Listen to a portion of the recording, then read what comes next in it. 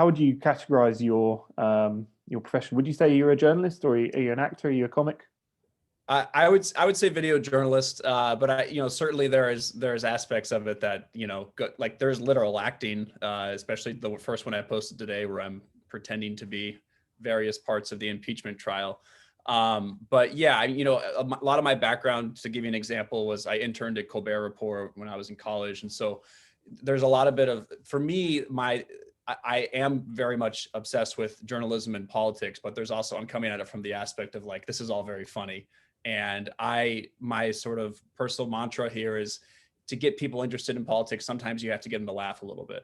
I read stories in the UK at least, and I'm pretty sure this goes on in the US as well, where people like you who are very popular on TikTok kind of get mobbed by by young TikTok users. Have you had many experiences like that? I think I'm very unique in the sense that certainly there are plenty of young fans, like that's the majority of our account, but most of them aren't really in DC. And obviously because of the pandemic, I'm walking around with a mask all the time. And in fact, the only way people recognize me is if I have my dog and I'm walking her outside. Which is always so nice. But and those people are always people that are like, deeply embedded in like DC politics or journalism. So it's really funny, that people always make the joke that DC is like a high school, but it really is, to the point where like everyone kind of knows everyone. So that's the only level of fame I've achieved, whatever that's worth. And I actually kind of like that. It's always very pleasant conversations of someone just yelling TikTok guy, which is why on my Twitter feed it says that now. That sort of was a result of people not really knowing my name. So I just kind of leaned into it and was like, yeah, I'll just be Washington Post TikTok guy. That's fine. Why do you think it's worth it for the Washington Post, and why are they making that investment? What are the benefits of being on TikTok and being popular on TikTok?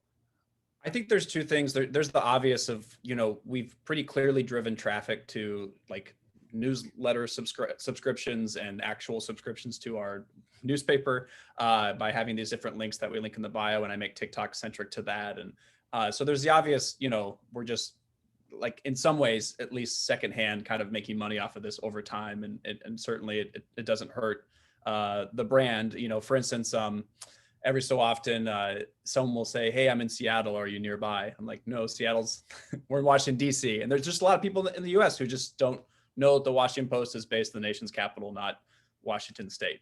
So there's even that level of just like trying to introduce ourselves to Gen Z when they may not be familiar, and that's totally fine. And then the other aspect of this too is I think there was just a level of trust I was able to kind of build in my first 2 years at the Post. I kind of stumbled over that at the beginning, but I started the Department of Satire on YouTube, and that was actually very difficult to kind of figure out what we could and couldn't do. That was still of the Post and sort of the Washington Post, the tone, and how those videos could still reflect the tone of like the physical newspaper, and all that can kind of be cohesive. So I think I had to sort of build that out and figure out what that looked like so that they could kind of understand that I would be able and comfortable with me making these TikToks for the Post. What's your favorite video that you've done so far on TikTok? I get asked this like every day, and I never have an answer because I just constantly float around with my the one that's fresh in my mind still, because I reposted it just the other day when one of these guys was back on live TV.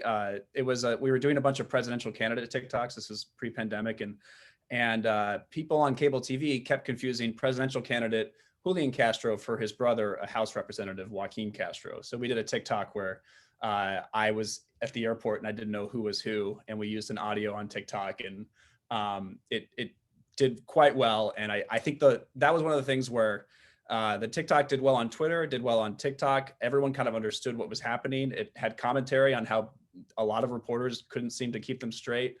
It introduced you to a candidate. And most importantly to me is that it was a lot of fun to make, because at some way about halfway through it, Julian Castro kept trying to coach his brother on how to act, and that was hilarious. So it was a lot of fun all around. Yeah. And your least favorite? Do you have one? I haven't asked. No one asks me that often at all. I couldn't think of one in particular, but the least favorite ones are when I think they're good, and then, obviously, and then they don't do well. So like even yesterday, I posted one that I thought was like, to me, perfectly spoke to the experience of watching the impeachment trials, and it was like basically the style of like a Harry Potter moving portrait going to its other portrait inside of the Senate. and it just didn't strike people the same way it did for me. But I was very proud of myself while making it, so whatever.